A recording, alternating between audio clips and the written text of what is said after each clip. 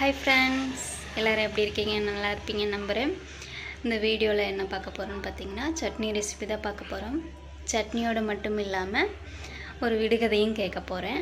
சட்னி செஞ்சு முடிச்சுட்டு லாஸ்ட்டில் ஒரு விடுகதை பார்க்கலாம். ஃப்ரெண்ட்ஸ், நான் தேங்காய் சட்னி எப்படி செய்வேன் அப்படிங்கிறத உங்கள்கிட்ட ஷேர் பண்ண போகிறேன். அதுக்கு இஞ்சி, பூண்டு, ஒரு பச்சை மிளகாய், கூடவே துரி வச்ச தேங்காய், அது கூடவே பொட்டுக்கடலை ப்ளஸ் சால்ட்டு இது சேர்த்து, இது கூடவே தண்ணியும் சேர்த்து அரைச்சி எடுத்தாச்சு. இப்போது ஒரு கரண்டியில் எண்ணெய், கடுகு, கருவேப்பிலை சேர்த்து தாளித்து அரைச்சி வச்சுருக்க சட்னியோட சேர்த்துட்டோன்னா அவ்வளோதான், சட்னி ரெடி.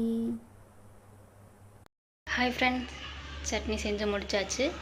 இந்த வீடியோ பிடிச்சிருந்ததுன்னா லைக் பண்ணுங்கள், ஷேர் பண்ணுங்கள், கமெண்ட் பண்ணுங்கள். அப்படி நம்ம லைஃப் வித் மகதி சேனலை மறக்காமல் சப்ஸ்கிரைப் பண்ணி வச்சுக்கோங்க. வாங்க இப்போ விடுகதை பார்க்கலாம்.